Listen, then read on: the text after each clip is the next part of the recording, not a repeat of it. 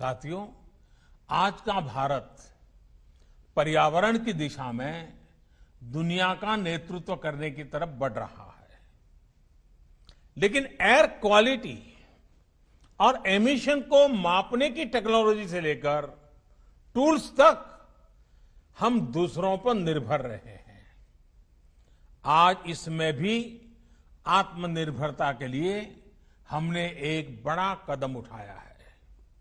इससे भारत में प्रदूषण से निपटने के लिए ज्यादा सस्ते और प्रभावी सिस्टम तो विकसित ही होंगे, साथ में एयर क्वालिटी और एमिशन से जुड़ी टेक्नोलॉजी के ग्लोबल मार्केट में भी भारत की हिस्सेदारी बढ़ जाएगी। हमारे वैज्ञानिकों के ही सतत प्रयासों से भारत आज ये उपलब्धि हासिल कर रहा है। साथियों, किसी भी प्रगतिशील समाज में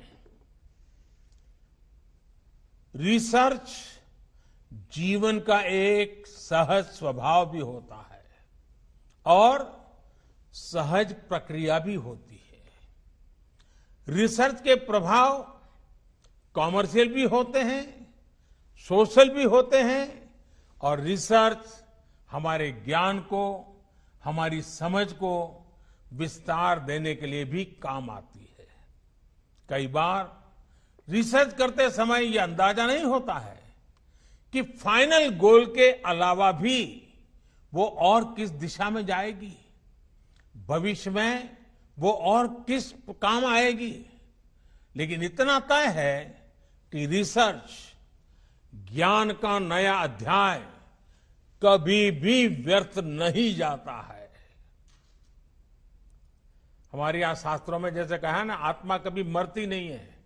मैं मानता हूं रिसर्च भी कभी मरती नहीं है। इसलिए मैं ऐसे कितने ही उदाहरण हैं, फादर ऑफ जेनेटिक्स मेंडल के काम को पहचान कब मिली? उनके जाने के बाद मिली। निकोला टेस्ला के काम का पोटेंशियल भी काफी बाद में दुनिया पूरी तरह समझी। कई रिसर्च हम जिस दिशा में, जिस उद्देश्य के लिए कर रहे होते हैं वो पूरा नहीं होता, लेकिन वही रिसर्च किसी दूसरे सेक्टर में पाथ ब्रेकिंग हो जाती है।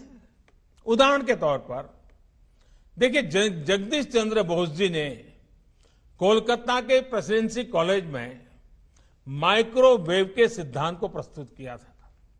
सर बोस उनके कॉमर्शियल इस्तेमाल की दिशा में नहीं बढ़े, लेकिन आज रेडियो कम्युनिकेशन सिस्टम उसी सिद्धांत पर खड़ा है। विश्व युद्ध के समय जो रिसर्च युद्ध के लिए था या सैनिकों को बचाने के लिए हुई, बाद में उन्होंने ही अलग अलग सेक्टर्स को रिवोल्यूशनाइज कर दिया। ड्रोन्स भी पहले युद्ध के लिए ही बनाए गए थे, लेकिन आज ड्रोन से फोटोशूट भी हो रहा है और सामान की डिलीवरी भी हो रही है।